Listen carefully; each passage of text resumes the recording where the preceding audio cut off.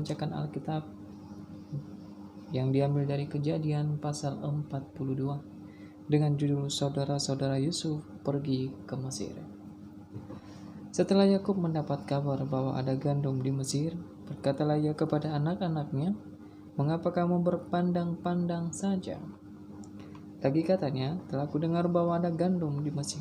Pergilah ke sana dan belilah gandum di sana untuk kita, supaya kita tetap hidup dan jangan mati." Lalu pergilah 10 orang saudara Yusuf untuk membeli gandum di Mesir, tetapi Yakub tidak membiarkan Benyamin, adik Yusuf, pergi bersama-sama dengan saudara-saudaranya, sebab pikirnya, jangan-jangan yang ditimpa kecelakaan nanti. Jadi di antara orang yang datang membeli gandum terdapatlah juga anak-anak Israel, sebab ada kelaparan di tanah Kanaan. Sementara itu Yusuf telah menjadi makku bumi di negeri itu. Dialah yang menjual gandum kepada seluruh rakyat negeri itu. Jadi ketika saudaranya Yusuf datang kepadanya lah mereka menghadap dan sujud dengan mukanya sampai ke tanah. Ketika Yusuf melihat saudara-saudaranya, segeralah mereka dikenalnya. Tapi ia berlaku seolah-olah ia seorang asing kepada mereka. Ia menegur mereka dengan membentak, katanya, "Dari mana kamu?" Jawab mereka, "Dari tanah Kanaan, untuk membeli bahan makanan." Memang Yusuf mengenal saudaranya itu, tetapi dia tidak dikenal mereka. Lalu teringatlah Yusuf akan mimpi-mimpinya tentang mereka. Berkatalah ia kepada mereka, "Kamu ini pengintai, kamu datang untuk melihat-lihat di mana negeri ini tidak dijaga." Tapi jawab mereka, "Tidak, tuanku, hanyalah untuk membeli bahan makanan hamba-hambamu ini saat datang. Kami ini sekali anak dari satu ayah, kami ini orang jujur, hamba-hambamu ini bukanlah pengintai." Tapi ia berkata kepada mereka, "Tidak, kamu datang untuk melihat-lihat di mana negeri ini tidak dijaga." Lalu jawab mereka, "Hamba-hambamu ini 12 orang, kami bersaudara, anak dari satu ayah di tanah Kanaan. Tapi yang bungsu sekarang ada pada ayah kami, dan seorang sudah tidak ada lagi." Lalu kata Yusuf kepada mereka, "Sudahlah, seperti telah kukatakan kepadamu tadi, kamu ini pengintai. Dalam hal ini juga kamu harus diuji. Demi hidup Firaun, kamu tidak akan pergi dari sini, jika saudaramu yang bungsu itu tidak datang kemari. Suruhlah seorang daripadamu untuk menjemput adikmu itu, tapi kamu ini harus tinggal terkurung di sini. Dengan demikian, perkataanmu dapat diuji apakah benar. Dan jika tidak, demi hidup Firaun, sungguh-sungguhlah kamu ini pengintai." Dan dimasukkannya mereka bersama-sama ke dalam tahanan 3 hari lamanya. Pada hari ketiga berkatalah Yusuf kepada mereka, "Buatlah begini, maka kamu akan tetap hidup.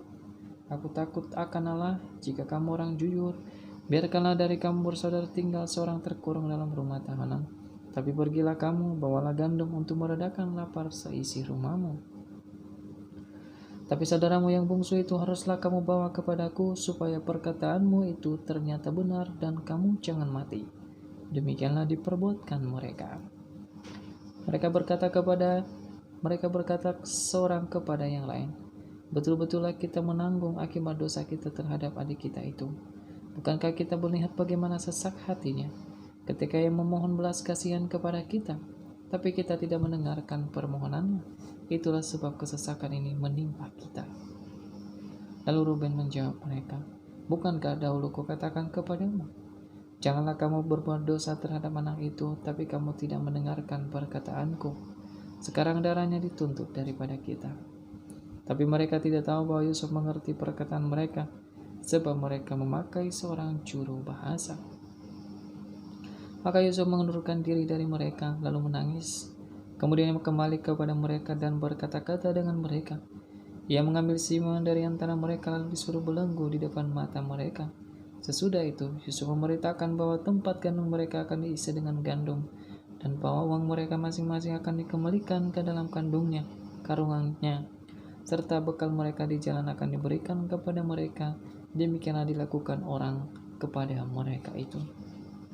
Sesudah itu, mereka pun memuat gandum itu ke atas keledai mereka, lalu berangkat dari situ. Ketika seorang membuka karungnya untuk memberi, maka keledai di tempat bermalam Dilihatnya uangnya ada di dalam mulut karungnya.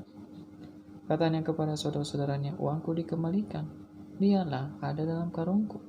Lalu hati mereka menjadi tawar dan mereka berpandang-pandangan dengan gemetar serta berkata, apakah juga yang diperbuat Allah terhadap kita?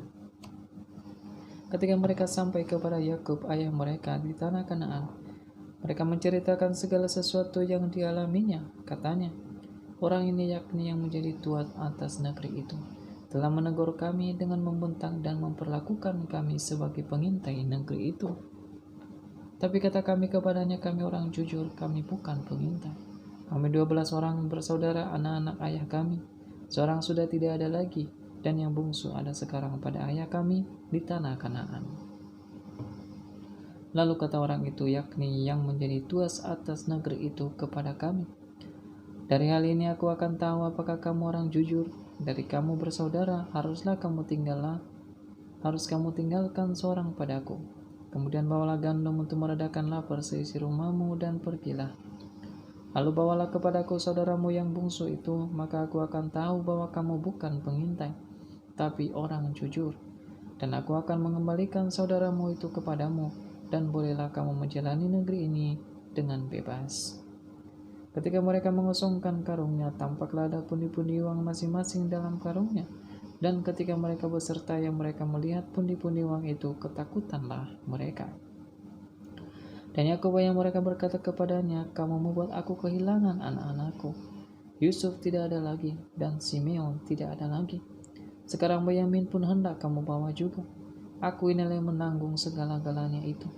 Lalu berkatalah Ruben kepada ayahnya, kedua anakku laki-laki boleh engkau bunuh, jika ia tidak kubawa kepadamu.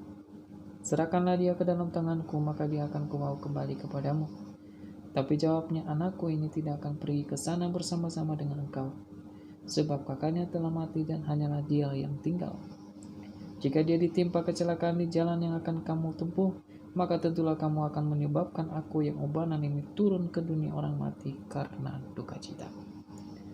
Demikianlah firman Tuhan pada malam hari ini. Kiranya firman Tuhan selalu memberkati semua. Tuhan Yesus memberkati.